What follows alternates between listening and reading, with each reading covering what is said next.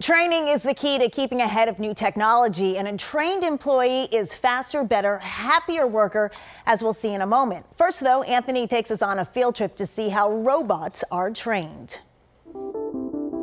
Today's robots can only do so much. They're good at repeating narrowly defined procedures, as long as making judgments or using fine motor skills aren't involved. Stephanie Telex is the director of the Humans to Robots Laboratory at Brown University. When the environment gets more complicated and less predictable, it's hard to make the robot so that it can be robust to all the things it's going to encounter. If I want to command the robot to move, I'm going to use my controller here. That's what PhD candidate David Whitney is working on, using virtual reality to train this robot to pick up smaller and smaller objects. It could, with enough demonstrations, identify the patterns, identify the colors, the shapes of the cups, and the motions that it made. With greater dexterity, robots will threaten even more jobs. Until then, one hopes humans and robots continue to play nicely together. Custom Machine in Woburn is a typical manufacturing plant making precision components for industries ranging from semiconductors to aerospace. And like most other manufacturers, the company has been transformed by technology.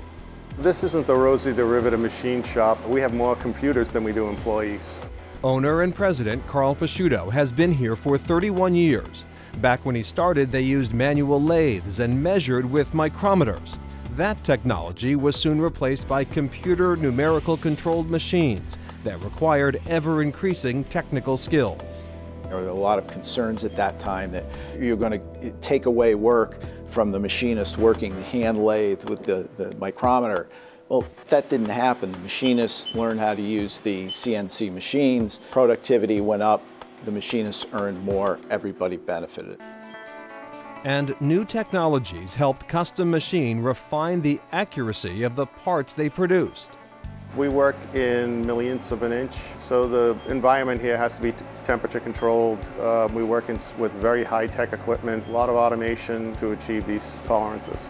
One of the biggest challenges, though, was finding enough people to fill all the jobs. Computers are not necessarily the salvation for machine trade. We still need skilled labor. We still need people to tell those computers what to do. Even with AI, a lack of skilled labor is a very big problem for this industry. You understand that one? Yeah. To help find workers, Custom Machine turned its own apprentice program into a vocational school for the machine trade. Companies, even competitors, send employees here to retrain on the latest machining techniques. So it's a certificate-based learning. So employers will send people here to get the necessary skills in order to be promoted in their workforce. I think people are recognizing it as a trade now that is sustainable, and there's multiple career pathways. When Chris Nee lost his job in the recession of 2009, he came to the vocational program here to retrain in machining. I went through their schooling program for 19 weeks, and after that, they actually hired me as an employee full-time. It's basic machining. A lot of the little stuff you learn there, and as you transfer over, you learn more as you're on the job. Vocational training may be the key to getting a job, especially for workers displaced by technology. Certificate programs that quickly get them launched into new areas and a focus on lifelong learning can help overcome the threat posed by automation, says Joseph Aoun, president of Northeastern University. We need to launch certificates, and those are short-term courses that will meet the needs of the learners, will get them into the field.